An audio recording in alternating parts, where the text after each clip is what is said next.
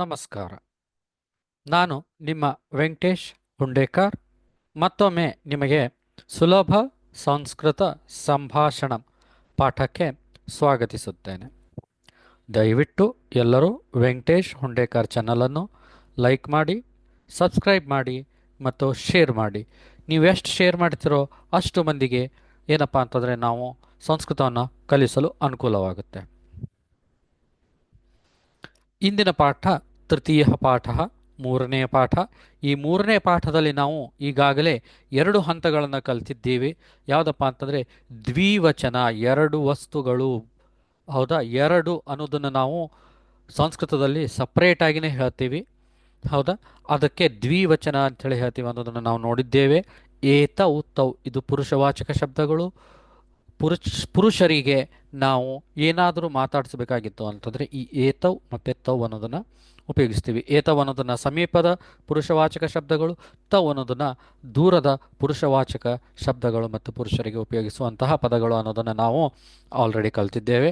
ಅದೇ ತರಹ ಏತೆ ತೆ ಏತೆ ಅನ್ನೋದನ್ನು ಏನಪ್ಪ ಅಂತಂದರೆ ಸ್ತ್ರೀವಾಚಕ ಶಬ್ದಗಳು. ಅದು ಇಬ್ಬರು ಸ್ತ್ರೀಯರು, ಈ ಎರಡು ಸ್ತ್ರೀವಾಚಕ ಶಬ್ದಗಳು, ಎರಡು ಸ್ತ್ರೀವಾಚಕ ವಸ್ತುಗಳಿದ್ದಾಗ ನಾವು ಏನಪ್ಪ ಅಂತಂದರೆ ಏತೆ ಮತ್ತು ಏತೆ ಅನ್ನೋದನ್ನು ಸಮೀಪದಲ್ಲಿದ್ದಾಗ, ತೆ ಅನ್ನೋದನ್ನು ದೂರದಲ್ಲಿದ್ದಾಗನೇ ನಾವು ಉಪಯೋಗಿಸ್ತೇವೆ ಅನ್ನೋದನ್ನು ಕೂಡ ನಾವು ಕಲ್ತಿದ್ದೇವೆ. ಅದೇ ತರಹ ಇವತ್ತು ಮತ್ತೆ ನಾವು ಏತೆ ತೆ ಅನ್ನೋದನ್ನು ನಾವು ನಪುಂಸಕಲಿಂಗದ ಶಬ್ದಗಳಿಗೆ ಉಪಯೋಗಿಸ್ತೀವಿ ಅನ್ನೋದನ್ನು ಇವತ್ತು ಕಲಿಯೋಣ. ಆ ನಪುಂಸಕಲಿಂಗ ಶಬ್ದಕ್ಕೆ ಹೋಗುವ ಪೂರ್ವದಲ್ಲಿ ಮತ್ತೊಮ್ಮೆ ನಾವು ಸ್ತ್ರೀವಾಚಕ ಶಬ್ದದ ದ್ವಿವಚನವನ್ನು ಕ್ವಿಕ್ ರಿವೈಸ್ ಮಾಡಿಕೊಂಡು ಮುಂದೆ ಹೋಗೋಣಂತೆ. ಏತೆ ಕೆ ಸ್ತ್ರೀವಾಚಕ ಶಬ್ದಗಳು ನಮ್ಮ ಸಮೀಪದಲ್ಲಿದ್ದಾಗ ಏತೆ ಕೆ ಅಂಥೇಳಿ ಪ್ರಶ್ನೆಯನ್ನು ಕೇಳಬೇಕು.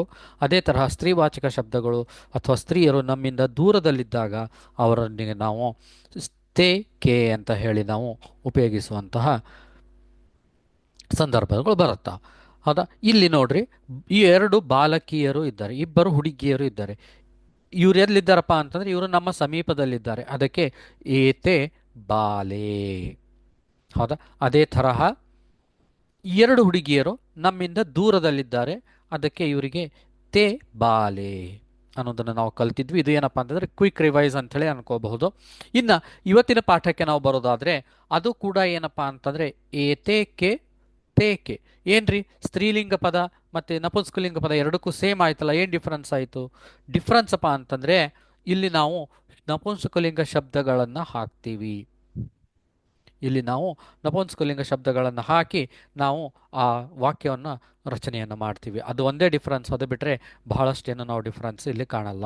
ಏತೇಕೆ ಸಮೀಪದ ನಪುಂಸಕಲಿಂಗವಾಚಕ ಶಬ್ದಗಳನ್ನು ನಾವು ನೋಡಬೇಕಾದ್ರೆ ಅಥವಾ ನಾವು ಕರಿಬೇಕಾದ್ರೆ ಏತೇಕೆ ಅಂತ ಹೇಳಿ ಹೇಳ್ತೀವಿ. ಅದೇ ತರಹ ದೂರದ ನಪುಂಸಕಲಿಂಗ ಶಬ್ದಗಳನ್ನು ನಾವು ನಪುಂಸಕಲಿಂಗ ವಸ್ತುಗಳನ್ನು ನಾವು ನೋಡಬೇಕಾದಾಗ ತೇ ಕೆ ಅಂಥೇಳಿ ನಾವು ಪ್ರಶ್ನೆಯನ್ನು ಕೇಳ್ತೀವಿ.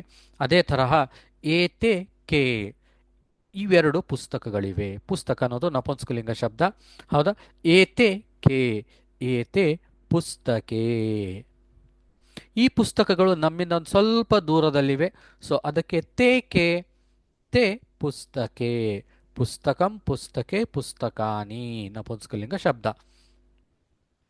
ಹೌದಾ, ಅದೇ ತರಹ ನಾವು ಮುಂದೆ ಹೋದಾಗ ಕಣ್ಣುಗಳು, ಎರಡು ಕಣ್ಣುಗಳು. ಹೌದಾ, ಈ ಎರಡು ಕಣ್ಣುಗಳು ನಮ್ಮ ಸಮೀಪದಲ್ಲಿನೇ ಇವೆ, ನಾವು ಎರಡು ಕಣ್ಣಿನ ಬಗ್ಗೆ ಮಾತಾಡ್ತಾ ಇದ್ದೀವಿ. ಹೌದಾ, ಏತೇಕೆ ಏತೆ ನೇತ್ರೇ.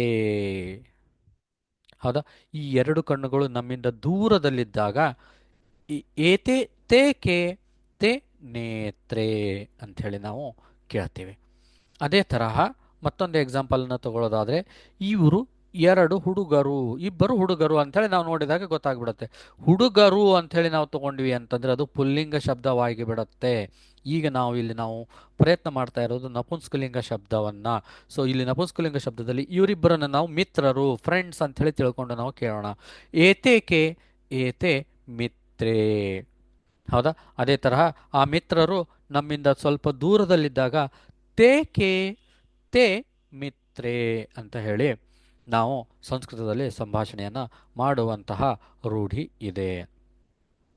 ಅದೇ ತರಹ ನಾವು ಮುಂದುವರೆದ್ರೆ ನಿಮಗೆ ಅಭ್ಯಾಸಕ್ಕಾಗಿಯೇ ನಾನು ಒಂದು 8 ಶಬ್ದಗಳನ್ನು ಕೊಟ್ಟಿದ್ದೀನಿ.